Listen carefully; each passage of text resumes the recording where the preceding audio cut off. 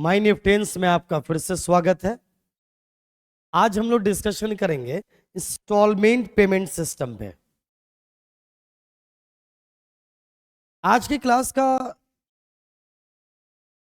जो मेन मुद्दा होगा वो ये जानना होगा इसमें कि इंस्टॉलमेंट पेमेंट सिस्टम एक्चुअल में क्या होता है और हायर परचेस सिस्टम से ये किस तरह से अलग है। इस बात को आज की क्लास में हम लोग समझेंगे। फिर नेक्स्ट लेक्चर में हम लोग देखेंगे कि अकाउंटिंग ट्रीटमेंट क्या है। इंस्टॉलमेंट पेमेंट सिस्टम को समझने के लिए बहुत आसान सा एक एग्जाम्पल मैं आपको देता हूं और उस एग्जाम्पल को अगर आप समझ लोगे तो हायर परचेस सिस्टम भी समझ में आएगा और इंस्टॉलमेंट पेमेंट सिस्टम तो पक्का समझ में आएगा। तो इस चैप्टर के माध्यम से जिसका हायर परचेस सिस्टम क्लियर नहीं है, स्टूडेंट्स हायर परचेस सिस्टम को भी क्लियर कर सकते हैं। देखिए, मैं एक एग्जाम्पल, सिंपल सा एक एग्जाम्पल देता हूं। एक बाइक खरीदने जाते हो आप, क्या बाइक, उस बाइक को अगर आप कैश में लेना चाहते हो, किसमें, सपोज कैश अगर खरीदने जाओगे, कैश प्राइस की अगर बात करें तो उसको, उस बाइक को आप 80,000 में खरीद सकते हो। एग्जाम्पल को आप चेक कर लीजिए, बहुत आसानी से आपको ये समझ में आ जाएगा। इजीएस्ट वे मैं आपको बता रहा हूं। 80,000 में आप चाहो तो आप बाइक खरीद सकते हो कैश में जाकर किसी शोरूम में। मतलब क्या हो गया कि आप कैश दो किसी शोरूम में जाकर, कितना, 80,000, और आपको वो बाइक डिलीवर कर दिया जाएगा। ऑब्वियस सी बात है, उस बाइक के आप मालिक बन जाओगे। अब आप चाहो तो अगले 2 घंटे बाद आप उस बाइक को बेच लेना। मैंने क्या कहा, ध्यान दीजिए। आपने कितना पेमेंट किया, 80,000, बाइक के ओनर आप बन गए और आप चाहें तो आप उसको सेल भी कर सकते हैं और अपने तरीके से उसको आप यूज कर सकते हैं। इसको क्या बोलेंगे, कैश सेल्स बोलेंगे। क्या बोलेंगे, बोलो, कैश सेल्स बोलेंगे। दुकानदार इसको कैश सेल बोलेगा और खरीदने वाला व्यक्ति इसको क्या बोलेगा, कैश परचेस बोलेगा। तो यहां पर जो दो पार्टीज है, ध्यान से सुनिए, उसको क्या बोलेंगे हम, seller and purchaser. Reason, ownership transfer हो रहा है, इसलिए कौन हो गया, सेलर। सेलर बाइक बेचने वाला, जाहिर सी बात है, और खरीदने वाला कौन हो गया, परचेजर। आप कहोगे सर ये तो ऑब्वियस सी बात है, सेलर बेचने वाले को बोलते हैं, परचेजर खरीदने वाले को बोलते हैं, डिफरेंस क्या हो गया है। अब थोड़ा सा पेशेंस रखिएगा तो बातें समझ में आएंगे। तो परचेजर एंड सेलर का ये डिफरेंस है। अब गौर करें, ये जो 80,000 है ना, वो बाइक का कौन सा प्राइस है, कैश प्राइस है। कौन सा प्राइस है, बोलिए, कैश प्राइस है। अब हमारे पास एक और ऑप्शन है। हम जाते हैं दुकानदार के पास और उसे हम कहते हैं कि देखिए, कुछ पैसा भी ले लो आप और बाकी पैसे मैं किस्तों में दे दूंगा। ध्यान से सुनते रहिए, मैंने क्या कहा दुकानदार को, कुछ पैसे आप ले लो और बाकी पैसों को मैं आपको किस्तों में दे दूंगा। दुकानदार ने कहा कि अच्छा, आप बाकी पैसों को किस्त में दोगे। तो वो कह रहा है, दुकानदार ने कहा कि ठीक है मैं ऐसा कर सकता हूं, बट एक कंडीशन ये है कि आपको इसके लिए साथ में ब्याज देना पड़ेगा। क्या देना पड़ेगा, ब्याज। Point to be noted. तो ब्याज अगर देना पड़ेगा तो मैं इस बात के लिए एग्री हो गया हूं। सपोज करो मैं इस बात के लिए एग्री हो गया हूं कि मैं ब्याज दूंगा, रेस्ट जो अमाउंट मैं नहीं दे पा रहा हूं अभी, उसके साथ आप हमसे इंटरेस्ट ले लेना, बट मैं पेमेंट किस्तों में करूंगा। ठीक है, वो इस बात के लिए एग्री हो गया। और एक बात और उसने कहा, लेकिन एक शर्त है। मैंने कहा, पूछा क्या। उसने कहा देखो, आप जो बाइक लेकर जाओगे तो जब तक आप मेरा पेमेंट पूरी तरह कर नहीं देंगे ना, इस बाइक का मालिक, वो कह रहा है वो बना रहेगा, मुझे बनने नहीं देगा। और उसने एक बात और कही कि जब जब आप बाइक का पूरा पूरा पेमेंट कर लोगे तो मैं आपको ओनर बना दूंगा। उस दुकानदार ने मुझे कहा, मतलब शोरूम के मालिक ने मुझे कहा।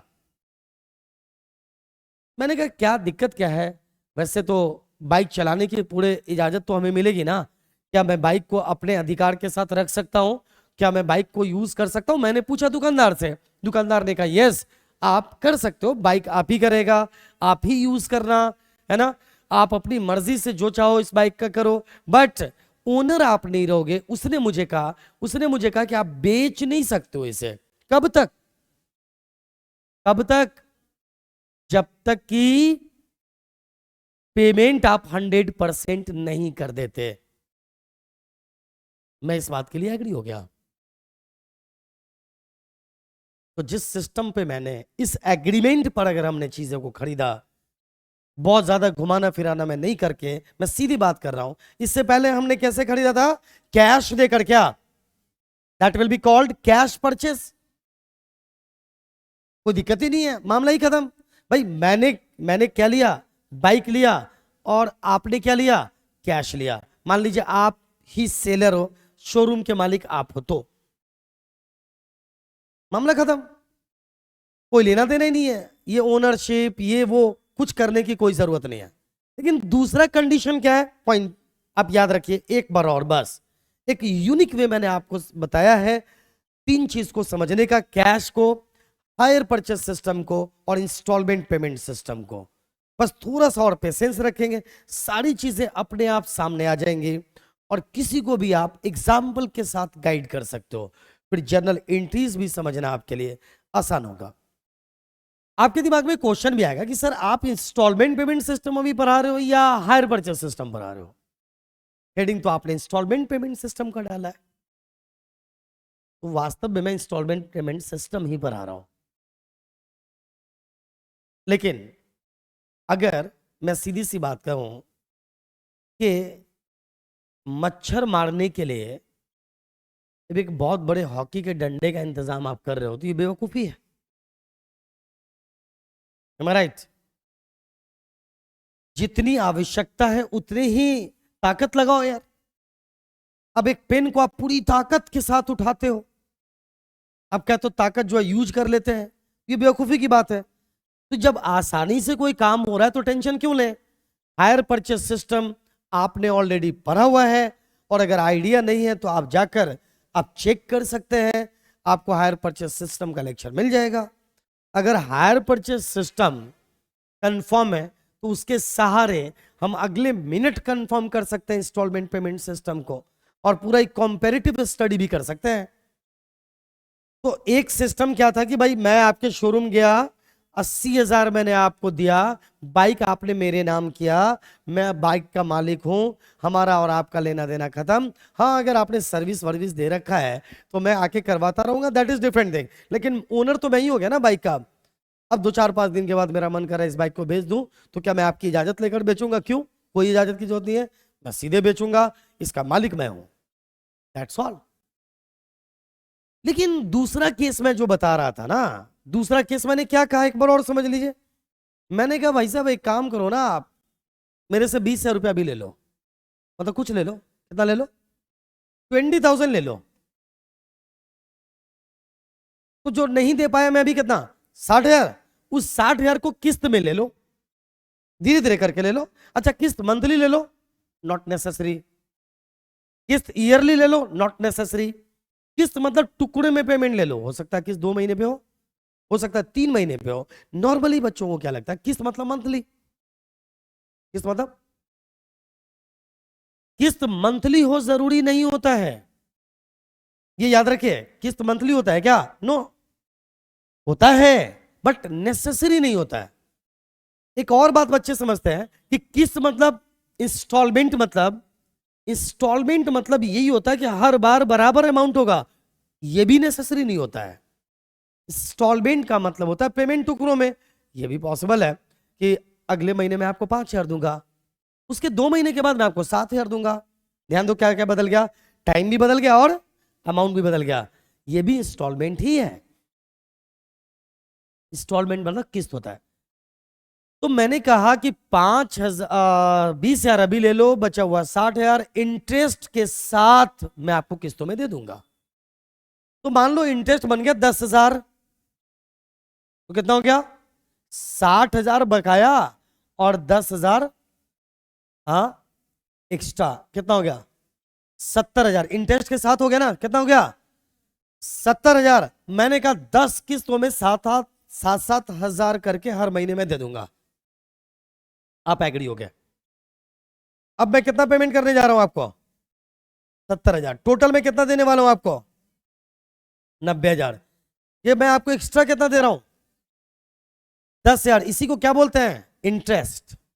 अब आपको भी ज्यादा परेशानी इसलिए नहीं हुई कि भाई ठीक है 60,000 आपको बाद में मिल रहा है, लेकिन आपको एक लालच तो है ना कि हमें क्या मिल रहा है? इंटरेस्ट मिल रहा है। क्या मिल रहा है? ब्याज। तो आप दो चीजें मेरे से कमा रहे हो, प्रॉफिट तो कमा ही रहे हो, क्योंकि आपने 80,000 में तो आपका कुछ ना कुछ प्रॉफिट तो रहा ही होगा ना। आप प्रॉफिट के साथ साथ मेरे से इंटरेस्ट भी कमा रहे हो। ये आपके लिए फायदेमंद हो गया, मेरे लिए भी फायदेमंद है। अभी मेरे पास सिर्फ 20,000 था यार, और मुझे बाइक 80,000 की चाहिए, तो सिर्फ 20,000 देकर हमें 80,000 का सामान मिल गया। और अभी से मैं बाइक को यूज करने तो लग गया ना, वरना मैं एक काम कर सकता था कि मैं अगले 9 महीने वेट कर लेता सपोज, ये बल्कि थोड़ा सा उससे कम ही, तो उसके बाद मेरे पास पैसा तो हो ही जाता और फिर मैं बाइक खरीदता। लेकिन एक दिक्कत क्या होती, ध्यान से देखो, कि अगले 9 महीने तक मैं बाइक से वंचित रहता।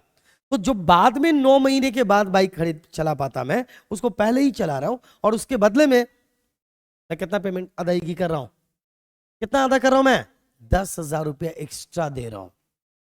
तो मेरा भी फायदा हो गया कि मुझे एक ज्यादा कीमत का सामान कम कीमत में मिल गया। दैट इज कॉल्ड, आप कह सकते हो, इसी सिस्टम की वजह से मेरा भी फायदा और आपका भी फायदा, कोई शक है इसमें?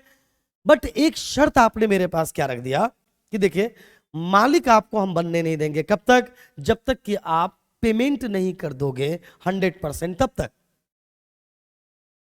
मतलब आप मेरे पास कंडीशन डाल लो कि मैं आपको जब तक लास्ट किस्त, जो 10वां किस्त ना दे दूं, तो आप मुझे ओनर नहीं बनने दोगे। मतलब मुझे भी क्या परेशानी यार, अगर मेरी नीयत सही है तो कोई दिक्कत नहीं है ना। मैं कहूंगा कोई बात नहीं, मत बनाओ, जब मैं पूरा पेमेंट कर दूंगा तो बना दोगे ना। तो हाँ, मैंने पूछा कि क्या मुझे बाइक यूज करने का पूरा अधिकार रहेगा, बीच बीच में लेकर भी चले जाओगे? तो आपने कहा नहीं नहीं, बाइक आपके पास है, अपने हिसाब से रखो, आप अपने हिसाब से जो करना है करो, सब कुछ आपका, कोई डिस्टरबेंस नहीं होगा। बस एक बात का फर्क होगा कि हम आपको ओनरशिप नहीं देंगे अभी। ओनरशिप कब देंगे? लास्ट किस्त के बाद। और जब लास्ट किस्त दे देना आप, तो ओनरशिप भी आपको दे देंगे। मैंने भी इस बात पे एग्री हो गया हूं। अगर इस तरह से हमारी डीलिंग हो चुकी है, फाइनली मैंने 20,000 दिया और आपने मुझे बाइक भी दे दिया, अब धीरे धीरे करके मैंने इंस्टॉलमेंट भी दे दिया, सारी चीजें खत्म हो गई और ओनरशिप आपने मुझे ट्रांसफर कर दिया। अगर इस कंडीशन पर हमने खरीदा, यानी कि आपने बेचा, तो इसी को क्या बोलते हैं मालूम है? हायर, बोलो बोलो क्या बोलते हैं हम इसे? Hire purchase system.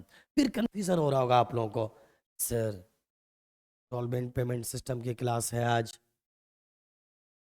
और आप हायर परचेज सिस्टम बता रहे हैं। अच्छा, इसको क्या बोलेंगे? Hire purchase price. Cash price कितना? इसमें जुड़ गया क्या? इंटरेस्ट। तो ये क्या बन गया? Hire purchase price. आप वो हायर वेंडर और मैं हूं हायर परचेजर। हायर वर्ड लग गया, क्यों? क्योंकि परचेज होने और सेल होने का एग्जैक्ट मतलब होता है ओनरशिप का ट्रांसफर होना, जो कि अभी नहीं हुआ है। कंडीशन तो समझ में आ गया किस कंडीशन पे मैंने आपसे बाइक लिया है। मुझे लगता है एक आम इंसान जिसको पढ़ाई लिखाई से कोई मतलब नहीं है, वो भी अगर उसको इस क्लास में बैठा दोगे और या उसको एक लेक्चर सुना दोगे, तो वो बोल देगा कि हायर परचेज सिस्टम पे सामान खरीदना या बेचने का क्या मतलब होता है। एम आई राइट? किसी को कोई शक है? नहीं। और मैं आपको बता दूं, जनरली नॉर्मली जितने भी आज के जमाने में आप देख रहे हो, इंस्टॉलमेंट पे सामान की दुनिया चल रही है आजकल। Mobile instalment, fridge instalment, washing machine instalment. Bajaj Finserv ने ध्यान दिया हो ये बहुत लूटते भी हैं आपको, मैं बता दूं, बड़ी जिम्मेदारी से मैं बोल रहा हूँ। ये कई बार आपको बहुत आराम से बोलेंगे कि आपका अकाउंट में, मतलब कि आपको अक्सर मुझे फोन करते रहेंगे, मतलब मैसेज डेली एक मैसेज डालते हैं कि भाई 5 लाख रुपए आपके नाम से लोन अप्रूव्ड है, आप जिस वक्त चाहे ले लें। धोखे से भी अगर उस मैसेज पे ओके दब गया ना, वो अगले 5 मिनट में अकाउंट में पैसा डाल देंगे और बाद में बात करते हैं। समझे? कुल मिलाकर अलर्ट आप रहे, इसलिए भी मैंने ये बात कही है। उसको थोड़ा सा भी मौका देंगे तो पहले पेमेंट आपके अकाउंट में डाल देंगे, और फिर पता है रेट ऑफ इंटरेस्ट उसका क्या बताएंगे, 24%, 26%, 28%। ये फ्रॉड भी करता है। वो एक बार मेरे साथ कर चुका है एक्चुअल में। मैं ऑफिस में था, उसने कहा, उस वक्त मुझे कुछ नीड रही होगी, की नीड, तो मैंने कहा अच्छा रुको मैं देखता हूं। तो मैंने सोचा क्लास के बाद उससे मैं बताता हूं। अब मैं यहाँ पे क्लास में पेमेंट क्रेडिट, मैं देख रहा हूँ मैसेज, कहाँ से आ गया यार इतना लाख रुपए यहाँ पे। फिर मैं मैसेज नीचे देख रहा हूँ कि बजाज फिन साहब। तो भाई मैंने बात नहीं किया, रेट ऑफ इंटरेस्ट तय नहीं हुआ, सारी चीजें की हुई नहीं, और मैंने अभी तो सोचा भी नहीं कि मुझे लोन लेना भी नहीं लेना है, और आपने क्रेडिट कर दिया। खैर, आज का जो जमाना है ना, किस किस का है, इंस्टॉलमेंट पेमेंट सिस्टम का जमाना है। सॉरी, पेमेंट सिस्टम नहीं, सॉरी, इंस्टॉलमेंट का जमाना है। अभी मैंने ये डिक्लेयर नहीं किया सिस्टम कौन सा, मैंने क्या कहा, इंस्टॉलमेंट का जमाना है। मैं आपको एक बात और बता रहा हूं कि जितनी भी बाइक्स या कार्स आप मार्केट में देखते हो, सड़कों पर आप देखते हो, अगर ये इंस्टॉलमेंट वाला सिस्टम खत्म कर दिया जाए तो मैं आपको बता रहा हूं इन कंपनीज का 60% सेल कम से कम घट जाएगा, आधे से ज्यादा सेल ही घट जाएगा। अब जाकर किसी शोरूम वगैरह में पता करो तो आपको पता चलेगा कि आधे से ज्यादा जो चीजें बेची जाती है किस पर, इंस्टॉलमेंट की वजह से लोगों की सुविधाएं हो जाती है इसलिए। और एक बात और बता दें कि इसमें से कई सारे लोग, कई परसेंट लोग पेमेंट टाइम पे नहीं कर पाते हैं। ये कंपनी फिर बाइक कार्स वगैरह उठाकर ले आती है, फिर इसको बेचती है और फिर अपना पैसा निकाल लेती है। क्योंकि ओनरशिप ट्रांसफर नहीं होने का मतलब क्या था, आप क्यों कह रहे हो ओनरशिप ट्रांसफर नहीं होने देंगे, उसका मतलब यह है कि आप सिक्योर हो गए हो। मतलब कि अगर आपको ओनरशिप ट्रांसफर आपने मुझे नहीं किया, इसका मतलब यह है कि मैं इस बाइक को बेच नहीं पाऊंगा। एक मतलब यह भी है कि अगर मैं कभी पेमेंट नहीं कर पाऊंगा ना टाइम पे, तो चूंकि इसके मालिक आप हो ना, बिना मेरी इजाजत के इस बाइक को आप उठा सकते हो। और नॉर्मली यही होता है। और ये कंपनी वाले क्या करते हैं ना, बाइक जैसे ही किसी की उठ जाएगी, अब मेरी बाइक उठ गई, अब मुझे सामाजिक बेइज्जती का डर है। डर रहेगा नहीं रहेगा, भाई यार पड़ोसी क्या कहेंगे, यार हमारे रिश्तेदार क्या कहेंगे, इतनी भी औकात नहीं है, ऐसी बात आती है। या फिर यूं कहेंगे लोग कि जब औकात नहीं थी तो क्यों ले लिया। एम आई राइट? सामाजिक बेइज्जती से लोग डरते हैं। अब देखो कुछ लोगों को तो भाई ये इन सब चीजों से फर्क नहीं पड़ता, उनकी बात छोड़िए, वो एक्सेप्शनल केस है। नॉर्मली लोग इस बात से डरते हैं कि यार क्या कहेंगे लोग, तो वो जानबूझ के ये एक्टिंग करते हैं। अब कई बार लोग इज्जत बचाने के लिए फटाफट चुपचाप जाते, बोलते भैया ले पैसा यार खत्म कर कहानी। लेकिन कई बार मैंने कहा ना, एक और कैटेगरी है इंसान, क्या रहे यूज कर लिया ना, चलो जाओ कोई मतलब नहीं, जो करना है करो। तो वो कंपनी क्या करती है, उस बाइक या कार या जो भी चीज है उसको बेच देती है। कंपनी के पास दो ऑप्शन होता है कि वो कस्टमर के अगेंस्ट लीगल एक्शन ले। दोनों ऑप्शन है, या तो वो कस्टमर के अगेंस्ट लीगल एक्शन ले, या फिर वो उस बाइक या कार को बेच दे और बेचकर अपना पैसा निकाल ले और मामला खत्म करे। कंपनी प्रेफर क्या करती है, अब लीगल एक्शन लेने उस कंपनी उस व्यक्ति के पास जाने का मतलब केस का मामला आएगा, केस बहुत सालों तक चलेगा। कंपनीज या कोई भी बिजनेस या प्रोफेशन में लगे लोग इन सब चक्करों में पड़ना चाहते ही नहीं है। वो बड़े से बड़ा सैक्रिफाइस करने को तैयार रहते हैं, बट केस वेस के चक्कर में नहीं जाते हैं। अब लीगल प्रोसीजर्स में बहुत सारे लीगल एक्सपेंसेस भी होंगे, एडवोकेट्स को फीस दो वगैरह वगैरह। तो ऐसे केस में नॉर्मली लोग बाइक या कार्स को उठा लेते हैं। तो इसलिए आपने क्या कहा कि भाई ऐसा है कि मैं आपको ओनरशिप नहीं दूंगा, बस इतनी सी बात के बाद इंस्टॉलमेंट पेमेंट सिस्टम भी खत्म हो जाएगा। तो वो कौन सा सिस्टम था? बोलो, हायर परचेस सिस्टम। सारी चीजें सेम, बस एक कंडीशन आपने मेरे पे नहीं लगाया। तो अगर सारी चीजें सेम है, मान लीजिए अभी मैं आपको इंस्टॉलमेंट पेमेंट सिस्टम बता रहा हूं, देखो पहले ही बता दे रहा हूं। इंस्टॉलमेंट पेमेंट सिस्टम क्या है? सारी चीजें हायर परचेस सिस्टम जैसा है ना, ठीक इंस्टॉलमेंट पेमेंट सिस्टम वैसा ही है। यहां भी इंटरेस्ट दिया जाता है या लिया जाता है, यहां भी पेमेंट किस्तों में होता है, यहां भी डाउन पेमेंट हो भी सकता है और नहीं भी हो सकता। देखो डाउन पेमेंट होना नेसेसरी नहीं होता है हायर परचेस सिस्टम में भी, तो डाउन पेमेंट हो भी सकता है या नहीं भी हो सकता है। ये सारी चीजें सेम है, बट एक चीज अलग हो जाती है, पता है क्या? आईपीएस में क्या होता है, इंस्टॉलमेंट पेमेंट सिस्टम में ना ownership at a time transfer हो जाता है। मतलब जैसे मैंने आपको डाउन पेमेंट दिया है ना, at the time of agreement और कॉन्ट्रैक्ट, आपने मुझे ओनरशिप ट्रांसफर कर दिया। अब ये ओनरशिप ट्रांसफर होते ही बहुत सारे इफेक्ट आ जाएंगे। अब इसकी वजह से बहुत सारा इसका प्रभाव कई जगहों पे पड़ने वाला है। आपने मुझे ओनरशिप ट्रांसफर कर दिया ना, तो इसका मतलब अब सेल का काम खत्म हो गया। अब सेलर और मैं परचेजर हो गया, क्योंकि यहाँ पर ओनरशिप हायर परचेज सिस्टम में ओनरशिप ट्रांसफर हुआ ही नहीं था ना। बात समझ रहे हो ना? इसलिए हायर परचेजर और हायर सेलर कहा जाता था, क्योंकि सेल का रिलेशन ओनरशिप ट्रांसफर से है। दूसरा इंपैक्ट ये होगा कि अगर मैं आपको पेमेंट ना भी करूं ना, तो आप मेरे बाइक को नहीं उठा सकते हो। हाँ, एक राइट आपके पास है, आप मेरे अगेंस्ट लीगल एक्शन ले सकते हो क्या? हाँ, आप मेरे अगेंस्ट लीगल एक्शन ले सकते हो, लेकिन आप बाइक नहीं उठा सकते। अरे समझ रहे हो? तो यहां पर ना सिक्योर कम कौन हो गया? कौन सिक्योर कम हो जाता है? कौन? सेलर। सिक्योरिटी उसकी कम हो जाती है, मतलब उसको पेमेंट नहीं मिलने का चांस बढ़ जाता है। यस या नो? और कोई फर्क नहीं पड़ता, बस यही फर्क पड़ता है। यहां तक कि अगर यह कहा जाए कि अगर ओनरशिप की बात, अगर आपने टाइम पे पेमेंट कर दिया, ये ओनरशिप का मामला हटा दे, तो दोनों सिस्टम सेम ही है, बराबर ही है।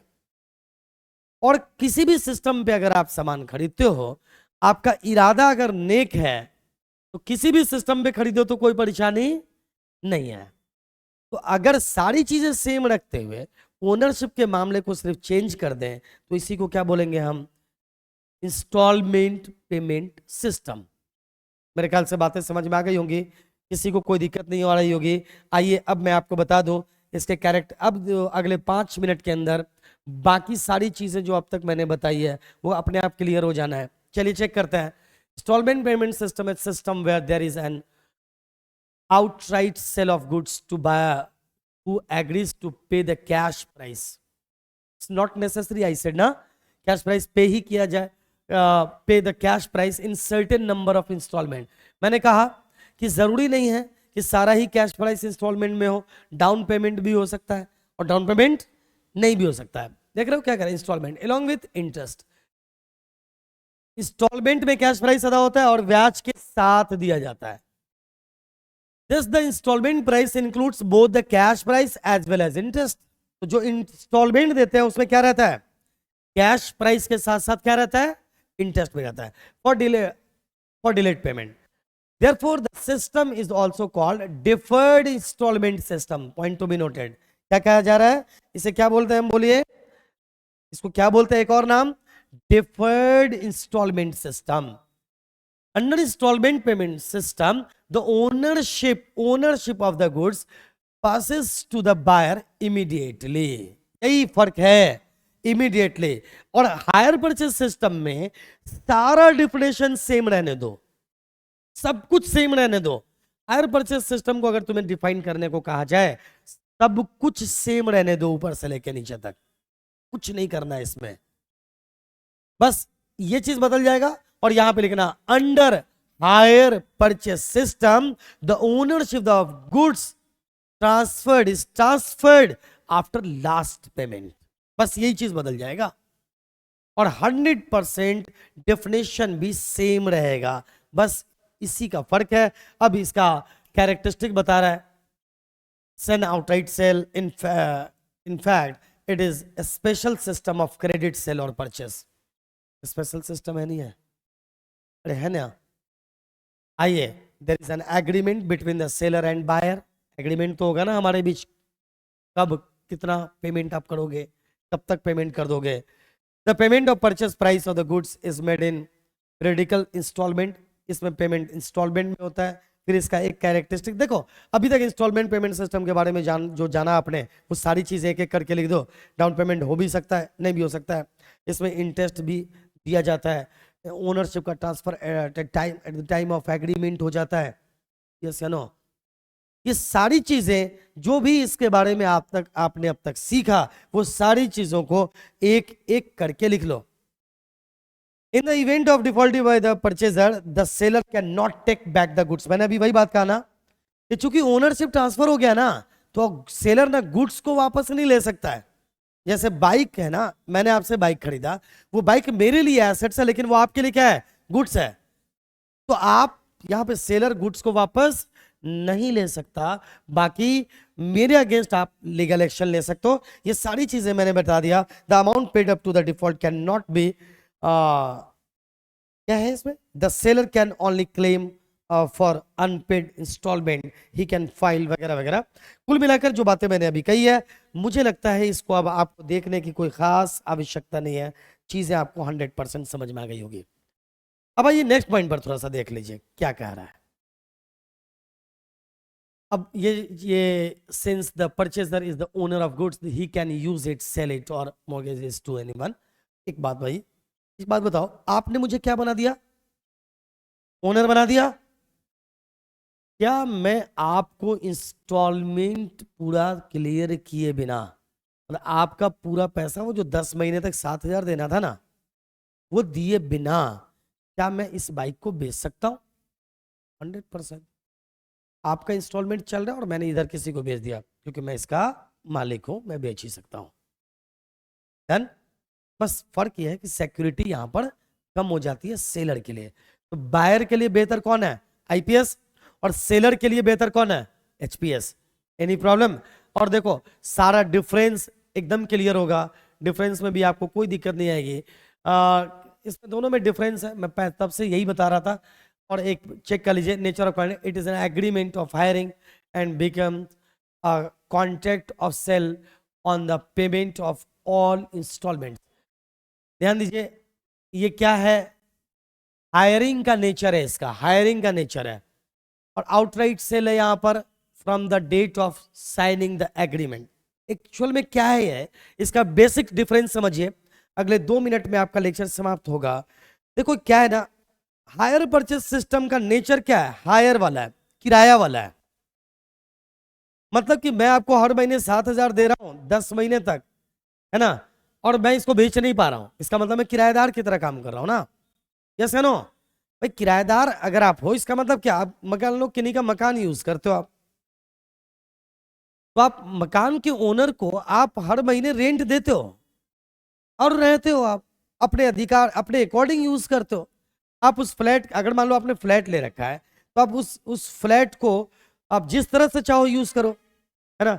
मतलब कि आप चाहो तो बेड को कभी इस दिशा में रख लो, कभी उस दिशा में रख लो। यस या नो? किचन में आप चाहे जहां भी चाहो गैस चूल्हा रख लो, ओनर तो आपको परेशान नहीं करेंगे, अपने अकॉर्डिंग यूज कर रहे होते हो। लेकिन क्या उसको बेच सकते हो? नहीं, उसके बदले में आप रेंट दे रहे होते हो। उसी तरीके से हायर परचेस सिस्टम का भी ये हायर, मतलब इसका नाम है हिंदी में किराया क्रय पद्धति, वो किराया वाला ही नेचर लग रहा है ना। लेकिन यस या नो? लेकिन इंस्टॉलमेंट पेमेंट सिस्टम में सीधे सेल हो जाता है, क्योंकि जो एग्रीमेंट डेट होता है उसी दिन ओनरशिप ट्रांसफर हो जाता है। Passing of owner, transfer of ownership same चीज रहेगा, आपको टेंशन लेने की जरूरत नहीं है। पोसेशन ऑफ गुड्स, अधिकार का तो यूज दोनों में मिल जाता है। उसके बाद आइए goods title. Under HPS the buyer can not give goods title to other before the last instalment is paid. Same चीज मैंने आपको बता दिया already. Repair of goods under this system till the final instalment is realise the seller, ध्यान से देखिए, the seller takes the responsibility of repair of the article sold. यहां पर सेलर रिपेयर की जिम्मेदारी लेता है, और यहां पर सेलर को जिम्मेदारी लेने की जरूरत नहीं है, क्योंकि इसका ओनरशिप इसके हैंड में होता है, तो रिपेयरिंग की भी बात यहां पर हो सकती है। आगे रिस्क, रिस्क किसके साथ होता है, ध्यान दीजिए। Hire purchaser holds the goods at the risk of the hire vendor because ownership remains with hire vendor. देखो एक बात ऑलवेज याद रखना, जिसका ओनरशिप होगा रिस्क उसी का होगा। ध्यान दीजिए, जिसका ओनरशिप रिस्क उसी का होगा। ऑलवेज याद रखिए। मैं आपको एक एग्जांपल देता हूं। आपकी बाइक या कार लेकर कोई व्यक्ति कहीं जाता है और उस बाइक से एक्सीडेंट हो जाता है, ये निगेटिव बातें करना पड़ेगा, अलर्ट भी करना है, या कार से एक्सीडेंट हो जाता है और वो व्यक्ति स्पॉट पे नहीं मिलता, जो मामला दर्ज होगा किसके खिलाफ, ओनर के खिलाफ या उसके दोस्त के खिलाफ, ओनर के खिलाफ। तो क्योंकि ओनरशिप उसके पास था और यहां पर सीधी सी बात है रिस्क तो ट्रांसफर हो जाता है। Under this system accounting records are maintained on accrual basis और क्रेडिट परचेज सिस्टम। यहां पर है इंस्टेंट सस्पेंस सिस्टम। कुल मिलाकर ओन जब हम अकाउंटिंग ट्रीटमेंट यहाँ की बताएंगे, हायर परचेज सिस्टम आपने ऑलरेडी देखा हुआ है, तो आपको ये अकाउंटिंग, इसका नाम आप तो मालूम है ना, hire purchase system accrual basis या क्रेडिट परचेज सिस्टम को हम यूज करते हैं। यहाँ जब अकाउंटिंग सिस्टम समझेंगे तो ये समझ में आएगा। इंटरेस्ट सस्पेंस अकाउंट यहाँ पर बनाने की जरूरत नहीं होती है और यहाँ पर इंटरेस्ट सस्पेंस अकाउंट बनाने की जरूरत होती है। अब इसका रीजन क्या है नेक्स्ट क्लास में हम लोग आगे देखेंगे। तो नेक्स्ट लेक्चर में हम लोग रिकॉर्ड करेंगे एक्चुअल में अकाउंटिंग ट्रीटमेंट क्या होता है इंस्टॉलमेंट पेमेंट सिस्टम के अंदर, और उसको करने के बाद आप निश्चित तौर पर आगे के क्वेश्चंस को आप अपने आप बना लोगे, दुनिया की चाहे कोई सी भी बुक आपके सामने रख दिया जाए। मुझे लगता है आज के लिए इतना काफी है। Best of luck.